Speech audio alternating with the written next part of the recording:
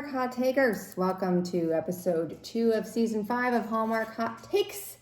We are back at it today with a working Christmas tree. As promised. I found the plug, just in case anyone was wondering. No one was curious. They were curious. I'm the best finder.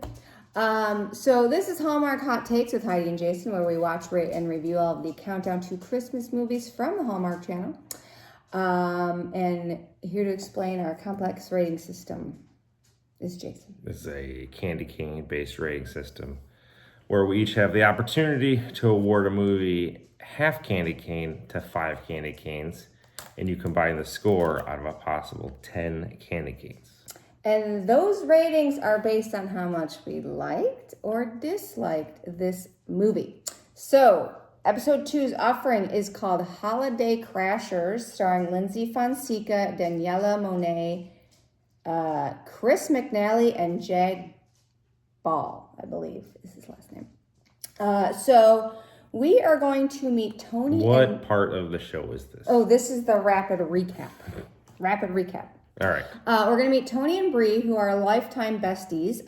Toni is a Ivy League graduate of law school, but she did not take the bar. So her and Bri are working in a stationary card gift shop kind of place. And they have access to a lot of high-end invitations for various parties. And because they're both trying to figure out their lives, they decide they're going to crash some of these parties. And they do, and they make up all these fun little names. Well, cue meeting Justin, who is a big-time businessman about to embark on a acquisition deal. Toni gets mistaken for a lawyer. She kind of lies about it. Then she kind of gets involved in Justin's business deal. And, the lie goes on while they go away for a weekend. And Bri meets Vinny, who is a valet turned business owner, and they hit it off.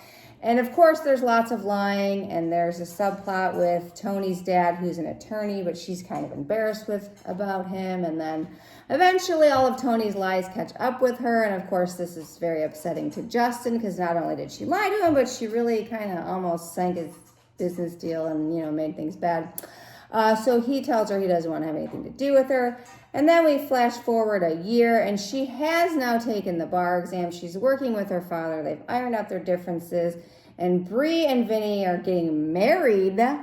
And Justin decides that he wants to give her another chance, and they hook up at the wedding. And that is Holiday Crashers. Well done. Well done. I try to make these as rapid as possible. 118 in, and you're doing awesome. Thanks. I finally perfected it. I'm a slow learner. Yeah. All right. Let's get on to the review. Ready? Are you ready? You want to go first this time? Sure. Where would you like to go? Would you pick likes or dislikes, and I'll go first. I got a lot of dislikes. I guess we're doing likes first. Okay, then. That's always a good thing. All right. Hallmark Dad. Absolutely. Let me cross that one off, too. Yeah, Hallmark Dad. Classic Hallmark Dad. Tori. Why do I keep calling her Tori? Toni. Lyndsey Fonseca is just adorable. I could wrap her up and put her in my pocket. So I really thought she was adorable. She's just adorable as a person, and I just really like her. Okay. I liked Vinny, who was the valet, the guy who dated Bri. Yes. I liked him. I liked the twist that he wasn't, because part of Bri's backstory was that she was raised poor, and she her and her mom scrapped together a good life, and she still helps her mom, and she feels like a failure because she just works at a card shop. So when she found out that Vinny was actually the owner of this valet company, I kind of liked that little twist. I thought that was kind of good. I liked Justin's assistant, the only person in the entire movie who did not have his head up his ass. So I liked him. Good. Okay. And I liked the little snippet we got of Justin's backstory with his ex, because his assistant was like, hey, you're moving too fast with this Toni girl. Nobody's done due diligence on her. Is she really an attorney? And he's like, oh, don't worry about it. And then his assistant was like, well, you know what happened with whoever? She, I guess, bilked him out a lot of money. Right. So I kind of like those things about Okay. this movie. What? Okay, I agree with a lot of that. But what about the commercials? For the dad's law The firm? dad's law firm commercials. They were so the part of the whole story was Toni was embarrassed growing up because her dad put on these like cheesy. He's like a personal injury attorney, so he put on these like cheesy like we'll make them pay commercials with like him falling downstairs or like being attacked by a Christmas tree. So we got to see some of those commercials, And they were amazing. That's one of my favorite parts of this movie, and I like the side romance. I thought that was good. Okay. The friend and the valet, Bri and Vinny. I love the commercials. I love when she stood up for her dad. So there was a point in the movie where she's still kind of intermixed with her lies, and one of the commercials come on, and these two guys make fun of the commercial and make fun of the guy, make fun of her dad, and she kind of breaks character and runs over there and kind of lets them have it. Kind of exposes herself a little bit in a sense of like that's her dad, but again, not too much where she isn't the lawyer aspect. But right, her dad's a lawyer, so. But it was good. I thought it was good that she kind of got to that point where she's like, you know what, I'm gonna let these guys have it. And that's it. That's it. That's it? I feel like there's more things on there, but okay. All right. What about dislikes? You want me to go first? All right, dislikes. Some of Toni's outfits in the beginning of this movie, I have Toni's outfits, WTF. I have a WTF. My WTF was the risk and the reward of most of this movie. The risk was way too great for her, and the reward was very small. Well, and that dovetails with the whole problem with this movie. It was way too contrived. There was too many contrivances. Like, you're right. Her whole future as an attorney was literally at stake. You cannot just go pretend to be an attorney. Like, you can't do that. And you have access to confidential client information. Right. You can't do that. Like, it made no sense. And for what? Nothing. Like, for a party in Vermont? Like, it made no sense. I'm like, what is going on? And she went to a very prestigious college, like law school, right? So it wasn't like just... So she's doing this over like a crush. It didn't make any sense. No, the stakes were way too great for what it was. And it would have been so easy for her to tell the truth. There was no point in her lying. Like, if she got caught at the party that she was at lying, literally nothing would have happened. Like, nothing would have happened. It would have maybe been embarrassing that she said she was... And she didn't even say she was a lawyer. Right. So it wasn't even her lie. But it was so stupid. Yeah, I didn't like that. I felt that, like, at that point, if it went south, like, she could potentially, like, screw her dad over on his law firm, right? Like, because then you'd been exposed how that information got transferred over to this company, right? Like no risk for her dad, didn't care. To his case, because it's kind of like fruit of the poisonous tree. Like, if she obtains evidence in nefarious ways, like, totally stupid. Yeah, I didn't. I thought in the beginning of the movie when Gus, the shop owner, asks Bri if she's available to work on Christmas Eve, I'm like, it's a print shop. How much business are you doing on Christmas Eve? You don't need to be open. How many lies were in this movie? You know how much I love the lies movies. You hate the lies. I hate them. This thing was just lies on top of lies. How about her dad telling her to lift with her knees? You don't lift with your knees, Jay. What's that about? No, She didn't apologize to her dad for a real long time. She was a jerk. She insulted her dad in like the middle of the movie. Close to the beginning, and like called him a joke, and he stormed off. And it took her like way too long to apologize. So that's a good point. So she went to very prestigious law school, has student loans, works at a print shop. This dude is picking up some of this, right? She's living at home. She's picking up. I don't think she lives at home. I think she lives with Bri. Oh, that's right. But he's picking up some of this tab. Like, she's not making any money at the print shop, and then she treats him like trash, right? Like, there's no money coming in. Ivy League law school ain't cheap, right?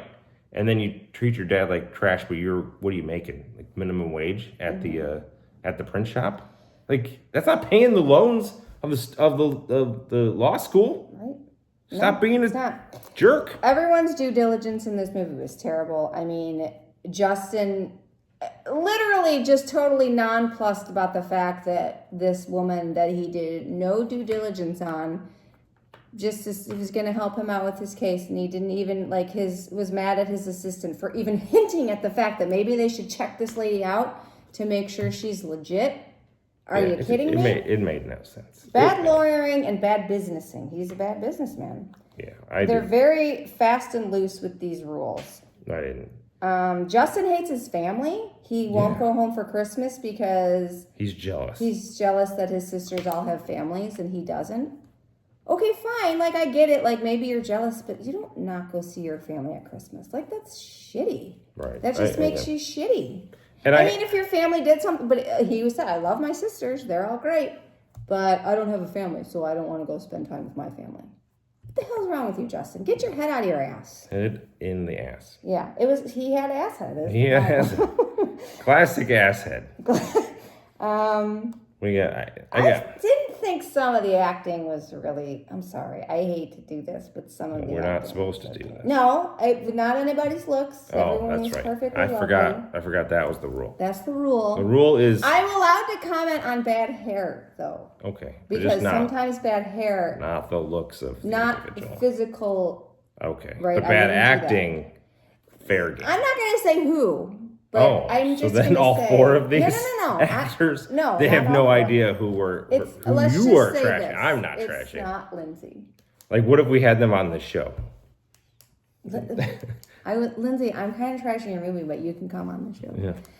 I just thought Lyndsey really deserved better. I didn't like the story. I think they were fine. Like, the premise itself was, I get the whole lie thing. Like, I know that's going to be a trope. But this one was so unnecessary. It made absolutely no sense why they carried it so far. Especially to your point, the stakes were too freaking high. It's just, I don't understand. You're going to ruin your whole life over a trip to Vermont. It wasn't like, if I don't tell this lie, my dad's going to lose his business. Right. Okay, like, then I could see. Yeah, okay, maybe you got to keep it going. Right. But there was nothing like this. It was so insanely stupid that it made me mad because the whole thing was contrived. And I hate contrivances. Let's candy cane this. I would like you to candy cane first. I did that last time. Did you? I did. Oh, no, and then you copied me. No, I copied you. Oh, yeah, you're right. Yeah, yes. You copied me. So in turn, I went first. I don't know what to do. So it is your turn. I didn't like this movie. I really didn't like it. Yeah. I didn't hate it, but it's definitely below what I gave the other movie just because it made no sense. That's the problem. Like, I liked parts of it and I liked the couples. Yeah. But I didn't like the plot. It was horrible. Yeah. All right. These are all strong opinions. I think I'm going to I don't know what to do. I'm going to give it a 2. Well, that's hysterical because that's what you gave the last one. I know. I thought about 1.5.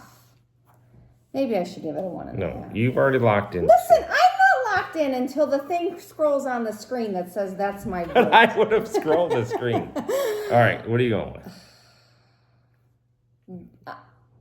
This is the hot. I'm going with a 2. I'm going to give Lyndsey the benefit of the doubt. This is the hot take part. I'm giving the benefit of the doubt to Lyndsey. I like her too much to give her 1.5. I hate the lies. I know you hate the lies. I hate the lies. I knew you were going to hate this movie because of that. Yeah. But So I'm going 1. I saw that coming. I was hoping you weren't going to go half. No, it wasn't that bad. And that's that. So for everyone keeping track at home, that is 3 candy canes. So just a little less than less. And I wish it were better. I wanted it to be better, but it was too. You think you made great points on the actress and the couples. I think were great. It's just for me. It's got to be good. And again, it had the premise of Wedding Crashers, right? Like that's what it was that's going what I'm saying. with. Like it had so much potential. But it did not. It didn't stick it. Stick the landing. Didn't stick the plot. All right, we want to do a preview for the next show? Sure Do. All right. Next. Up next. Next. Next is Operation Nutcracker, starring Ashley Newbrow and Christopher Russell. So when an antique nutcracker set to be auctioned at the Warby family Christmas charity goes missing, a demanding event planner, an event planner, I haven't seen one of those in a minute, an heir to the Warby dynasty try to track it down. Yeah. Intrigue. Well, I hope there's no lying. I am hit or miss on the event planner ones because sometimes I just have had enough of event planning. But we'll see. I'm going in with great expectations. The bar is 4. I know. They'll get better. It's going to be, everything is fine. Everything's fine. I'm not wasting my life. Everything's fine. You keep telling yourself that. Okay. Because we are 2 movies in to 31. 29 to go. That sounds awesome. But look at how bright-eyed and excited we are at movie number 2. I swear we have lives. Sort of. Yeah. You know, kids and jobs and friends and stuff. All right. Peace.